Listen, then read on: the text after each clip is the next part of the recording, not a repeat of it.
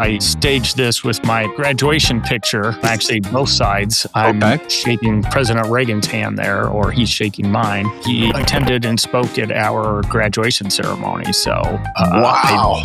Quite the thrill, as you would imagine. I bet, yes. I graduated from the Naval Academy and then spent 5 years on active duty in the Atlantic submarine fleet. And I guess that's kind of how I ended up getting a taste of adventure. So I moved around a bit after I finished my service obligation for the Naval. All right. Welcome to the Ill Noise Business Playbook. We are really excited here to have Scott from New York Life here. And I think the best thing we can do now is let's make some good noise. So Scott, how you doing today, man? I'm doing great, Joe. How are you? I am doing excellent. It's a sunny day outside. That always makes me feel good. And really excited to talk to you and to learn all about what you're all about. Scott, as we get started, we're the Ill Noise Business Playbook. My wife and I are both rooted in Illinois. We're both born in here. She's born in Chicago. I was born just outside of Chicago. So we're obviously very much fans of this state and from this area. Scott, where are you from? Where did you grow up? I was born and raised in Oregon. Oh, wow. Okay. Yes. And I'd been in Chicagoland since 97, though. 97. What part of Oregon? I used to travel quite extensively back in my day, and Oregon is a beautiful place. My brother actually lived in Portland for a little while out there as well. But where exactly were you from? I was raised in Salem. I was born in Portland and then grew up in Salem, graduated high school there. And so still have family in Portland, and I get to see them not enough, but that's the way it goes at times. Sure. Now you said, and so did you, you said you were raised out there. Did you go to college out there then as well? No, I actually, I graduated from the Naval Academy and then spent 5 years on active duty in the Atlantic submarine fleet. And I guess that's kind of how I ended up getting a taste of adventure. So I moved around a bit after I finished my service obligation for the Naval Academy. I went to Indiana and got my master's in business there. Okay. And then lived in Columbus, Ohio for a little while. I moved back to Portland for a while and then moved out here to Chicagoland. So as I said, I've been here since 97 and just have, I guess, kind of taken up roots here. Well, I would be remiss. I've said this to everybody that's been affiliated with the military. But thank you on behalf of myself and all my loved ones. Thank you for your service that you provided this country. My father, God rest his soul, was a Marine, and certainly I've got a long history of folks in my family lines that have been in the military. So thank you so much for your service, Scott. Really, really appreciate it. Thank you. Yes, I staged this with that's my graduation picture. Nice. Well, actually, both sides. I'm shaking President Reagan's hand there, or he's shaking mine. He attended and spoke at our graduation ceremony. So, wow, quite the thrill, as you would imagine. I bet. Yes. Scott, let's talk about your career path prior to getting to New York Life. What you said, you were moving around a lot, and then you ended up getting to go into Indiana, and you ended up. What did you study at Indiana? I majored in finance and decision science, and got my MBA there. And then I was really intrigued and very interested in investments. And so my first job out of graduate school was going to work for the state teachers retirement system of Ohio as a bond analyst. And I did that for a couple years and wanted to move back to Oregon. And so I found a job out there where I was focused on analyzing life insurance companies for their financial stability and ability to make good on their claims. that then led me here to Chicago, where I ended up working for the rating agency Fitch Ratings and its predecessor, where I was a life insurance analyst, and Okay. did that for about 6 years, and then was recruited over to Aon as the internal life insurance and health insurance expert. That I headed up a team where we reviewed all of the life and health insurance companies that we were placing clients with globally, and I did that for over 20 years. Mm.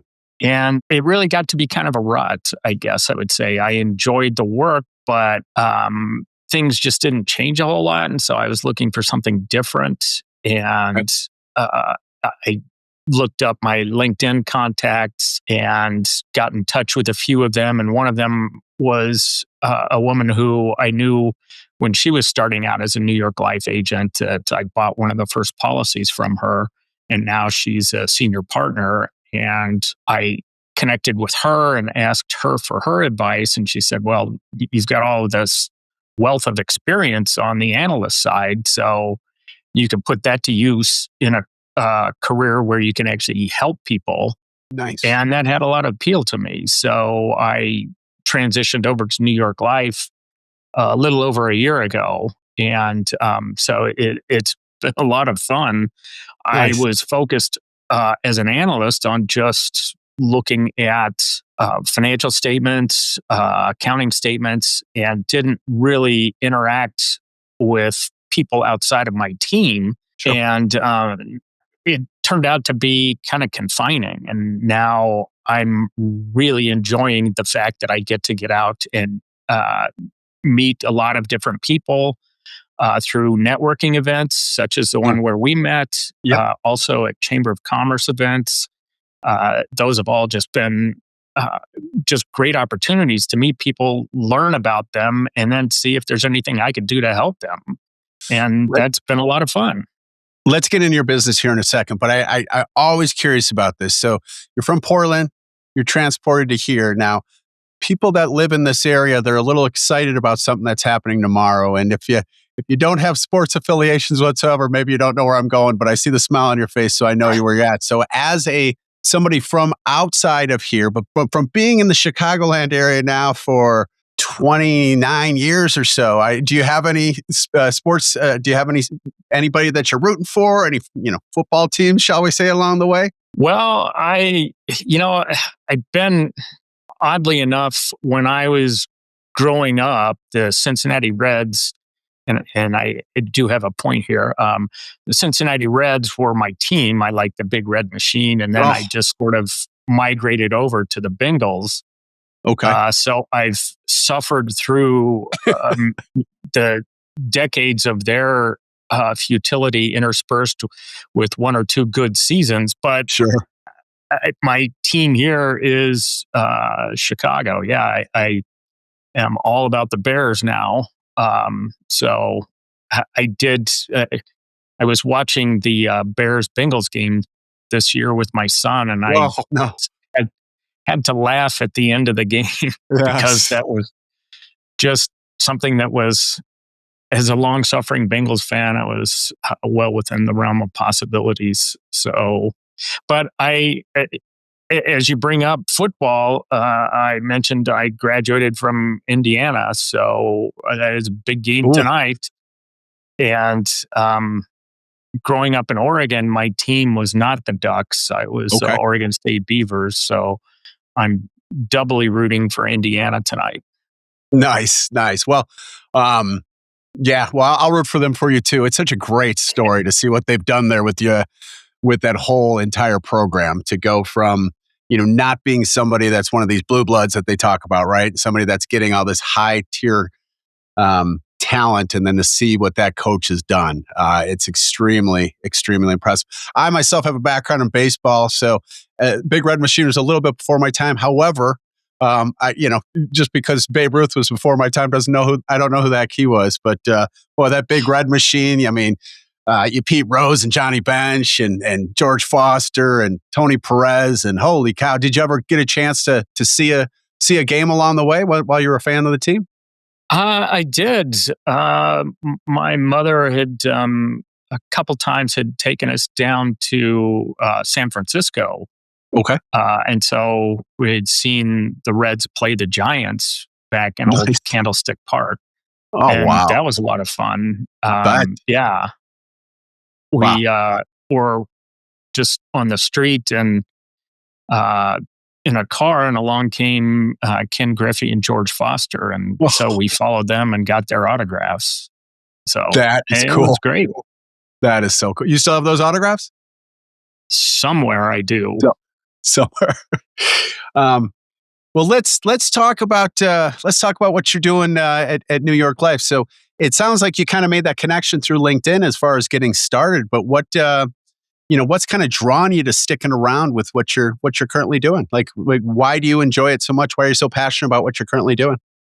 Well, it's as I mentioned, it's about uh, getting the chance to help people, Sure. and I recently was able to help two young couples who just starting out in their married life to be able to provide them coverage Nice. and uh, protection for their incomes. One has a young child, and and another one on the way, and the other one they're just starting out. So it's been very rewarding to be able to speak with people and help them plan their futures from a financial perspective, to have them start out with that solid base of protection, protecting their incomes so that if, God forbid, anything happened to one of the two, that the other one would have some income or some money to be able to continue on with the family and do what they can to um, move on. But Oh, it is just such I hate to think about it ever happening to someone, but that's one less thing to worry about, is the money aspect. And so I'm really thrilled to be able to do that. as you should be. As you should be. Where do you think that desire to help others came from? I mean, that's a real. Uh, I've lived quite a few years on this planet, and I recognize there's a lot of people that I've met that really seem to be about themselves, and there's other people I meet that really seem to be about others. And it's just a very distinct line that I'll always see when I start talking to somebody, and um, they're very interested in me or interested in things I'm doing, or if I'm working some sort of method with somebody, and they're always asking like how can they assist in some sort of way, and the support they can provide. Those are the people I always sort of kind of lean towards, anyways. The great Mr. Rogers once said that in times of, I'm sorry, I'm that old, but I love me some Mr. Rogers. But he would always say, like, if there's something, really horrendous happening, look for the helpers. Those are the individuals that are really the true heroes in the situation. You'll always find them if you have your eyes open, right? So, where do you think that came from you? Was it a lot of episodes of Mr. Rogers like I watched as a kid, or where did that where did that kind of come from? Yeah. I think my parents, I've always had a collaborative mindset. Okay. And I think now I have an outlet for it. Mm, Whereas before, I didn't, uh, I didn't really take advantage of any opportunities that were out in the community. One of sure. the things that I did here, I'm new to the area in the Fox Valley, but I joined the local Lions Club to Mm, get involved, just as a way to provide service to others who are in need.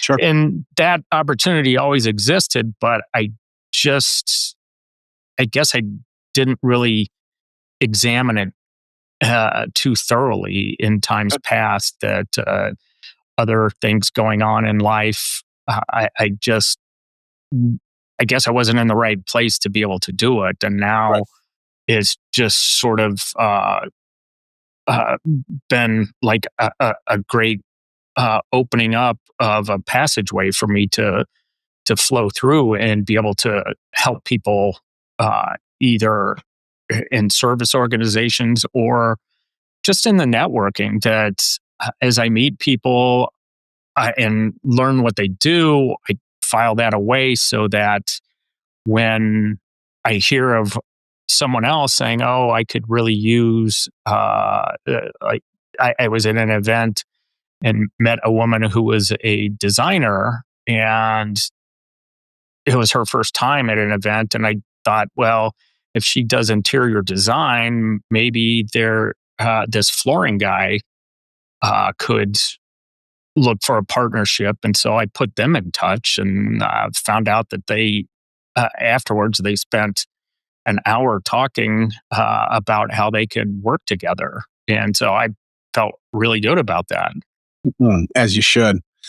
Uh, What um, I, what sort of obstacles are you finding with running your business? Like, are there things that you're dealing with that you have to overcome? I mean, starting fresh anywhere or starting new. I mean, you're a year in. You're not as well versed as maybe others and stuff. What sort of issues have you dealt with, and how have you been able to kind of deal with those issues? Well, I think the training program is rather comprehensive. There Okay. are also compliance aspects, both federally with securities, as I'm a licensed registered representative. So I have securities licenses and then the state licenses for life insurance. It's just sort of the growing pains, the Mm. starting out and learning everything, drinking from the fire hose, as it were. Yep. And so it's getting the experience, and Absolutely. obviously that comes through time. Yep. So I'm certainly a lot more comfortable now than I was a year ago, and I also know a lot more, and I know that I don't know as much as I thought I did starting out. So Mm. I'm not one to shy away from asking for assistance from one of my more experienced peers. So I think just learning the business and the being able to interact with people and speak to their concerns and address any fears that they might have. That's awesome. It took me a while, and when I was in the corporate world, it took me a while to say I don't know everything. It took me a while to say I need to ask. I grew up. There was this thought process when I was growing up that you're gonna figure it out. And there was this pride that would get in. And boy, oh boy, as soon as you kind of disengage from that and you realize that you don't know everything, and the only way for you to get better is to seek assistance in order to do so. That light was huge for me. It's cool that you kind of figured that out, because a lot of times I think people struggle because they're too timid to just reach out and say, "Hey, help me out here, man." Right. Absolutely. I think, yes, starting out, you could just be reluctant to ask for help because maybe it shows, like you said, a sign of weakness, Mhm. that you're not competent. Yep. But then you have to look at it from the perspective of those senior to you. What was it like for them? Do they Right. really expect? I know, Yes. I understand that nobody expects me to know everything. We have regular training in our general office, and the managing partner even said, I don't know everything. And he's been doing Nice. it for over 20 years. There So you for go. him to say that, it really makes it a lot easier for me to say, hey, I don't know everything. So but I'm going to find out and I'm going to take care of it for you. I love it. It's to be a self-aware individual is so strong in this world. You mentioned that we sort of met at an event, and you'd kind of mentioned networking events and other types of events to kind of get you out there. But what other ways are you able to kind of put yourself in situations where people get to know who you are, people get to meet you, people get to understand the services you provide? Like, what are sort of methods do you do in order to find those folks? I do some prospecting on LinkedIn. Okay. So I do look for some, connections of connections and also some searches that one of the things that has been new for me to learn and try and get a handle on is using AI and Mm, having, say, Chat GPT yep. pull up a list of networking events in the area, or not necessarily networking events, but just community events, so Sure. that I can go out and just meet people, and again introduce myself. It wasn't always something that was second nature to me, Sure. but now I just really enjoy introducing myself, and then having getting to learn what the other person is doing, what their life's about, and just kind of making connections that way.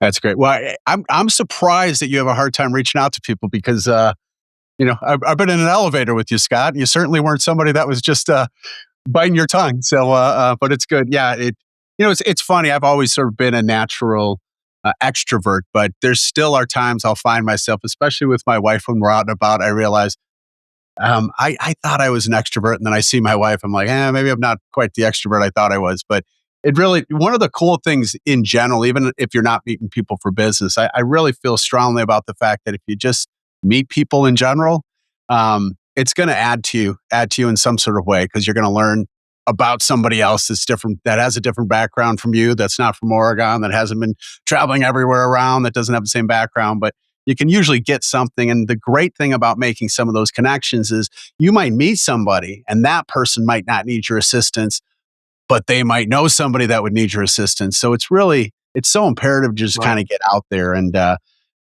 I've seen you in, I've seen you in action. So I know that you go out there and you speak rather eloquently and you know what the heck you're talking about. And, you got a smile on your face and you got information to share. And I think that's very valuable. So I guess I Oh, would say thank from you. my standpoint, just keep doing what you're doing, man. You're doing a great job. So keep it up. Um, I'll do that.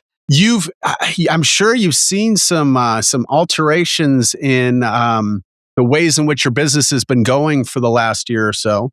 It's all about kind of staying ahead of the curve as far as any sort of changes to your industry. So, have you seen any changes occur, and even more so, do you forecast any future changes that might affect your business? And if so, how are you planning on maybe being proactive rather than reactive in dealing with those situations? Well, I think with the environment being highly regulated, Yeah. there aren't like watershed changes coming about. There Okay. are more so in how to position products, how to. There may be some other products that we New York Life doesn't offer Okay. because we don't necessarily think that they serve clients well. So to be able to speak to the limitations of those products is and educate the prospect as to what is a solution for what they're seeking. That's kind of the thing where I really need to stay at the forefront of that. Okay. I did mention AI that has come in to also help as a training tool Yep. for us. So just to be able to utilize that more, I think that's one of the big things. Providing planning and also in sort of second checking correspondence to make sure that what I'm trying to convey and what I've typed out, I'm actually conveying it in a easily understandable manner and not Sure. getting bogged down in too many details. So those are the kind of things that I guess I'm really looking at and keeping in touch with, and then just the overall interactions or movements of the markets, the Okay. financial markets, and interest rates play a big part Yep. in our some of our products are tied to interest rates, and so we always want to keep prospects and customers apprised of what movements are taking place in the market so that they uh, they can plan accordingly. Nice. It's really cool to hear you talk about AI, because it's obviously it's been a hot button topic for a long time and stuff. And I think that there are so many wonderful aspects of it that can be very helpful. Now, the flip side, I guess, if I want to act like a contrarian, I could tell you that there's also some aspects that maybe um, allow people to maybe lose some form of authenticity. That my brother, to just to throw this out there, I don't think I've ever said this the whole show, but my brother's a published author, and he's also an English professor. So he's had some challenges along the way when students are turning in papers and stuff to make sure that they're writing it and they're not actually getting the assistants writing it, for Oh, instance. yeah. The ways in which that you're sort of talking about AI, I think it's really a positive way to, make sure, and we use components of it too within our business as well, as order to kind of get some of those messages out, make sure that we're kind of responding to people accordingly and stuff like that. But is that something that your company is also, has talked to you about and talk to the workforce about? Is to kind of make sure that you're using that effectively? Yes, there are training sessions that take place on how to incorporate AI into our practice, and Okay. there are, I guess, I would call them just sort of the AI customers that we practice Sure. presentations on, and to be able to make a sales call or an approach and fact finder with an AI bot to be able to hone our skills in addressing concerns, and also maintaining your cool while you're talking with someone, because they have some of the bots that are pretty demanding and challenging, I Sure. guess. And so it helps to have that experience ahead of time, so that when if I were ever faced with a challenging prospect, I would know that I'd already been down that road and figure out, okay, well, let's work towards some positive resolution here. Hmm. So I think that's a plus. Well, Definitely, I don't use AI to create anything. It's more of, okay, so this is what I've written. Uh, Take a look at this, and let's make sure that it's uh, conveying what I'm meaning. And so absolutely. it's more of an editing tool that way. Agreed. Agreed. Scott, in the last year or so, I want you to pinpoint a person or a situation that puts a big old smile on your face, something that you realize that, boy, I really can confirm I am doing the right thing, and this person shows me why, or what I'm doing with this shows me why. Give us a fun story, Scott. Well, that's an easy one. That in October, my son got married, Okay. and so that was exciting. He got married to a wonderful young lady here in out at Cantini on Friday in October, and it was a beautiful ceremony. The weather was terrific, and my mother and my brother and his family all flew out for the ceremony too. So um, I look at him and know that he's a fine young man, and Yeah. I'm proud as can be of him. So, That's yeah, all. that's pretty easy answer there. Oh, that's a great one. I usually ask a more business related, but man, Scott, drop the mic. I love that. How a father talking so eloquently about their son. That's a beautiful thing. That's a beautiful thing. Scott, I know we're gonna go ahead and we're gonna put all your contact information, stuff like this, on this when we put this out here. So I won't ask how do people get a hold of you. We'll go ahead and put that out there for you. But I really do want to thank you. This season, we're really trying to continue to bring the noise, and we're trying to bring the good noise, and we're trying to bring people to the party that have nice stories to tell, that are good people. And Neha and myself had an opportunity again to see you in person. You're not just on the computer screen, and I think we were both very impressed with just who you were, and then how much you provided us your own level of support for what what we're trying to do. So just want to really thank you for the time that you spent with us today. And thank you for being your authentic self. We certainly appreciate the stories and appreciate the time together. So thank you so much, Scott. Oh, thanks, Joe. That's very kind of you. I appreciate it. You got it. You have a good day, and everybody, let's keep making some good noise out there. Take care. All right. Take care.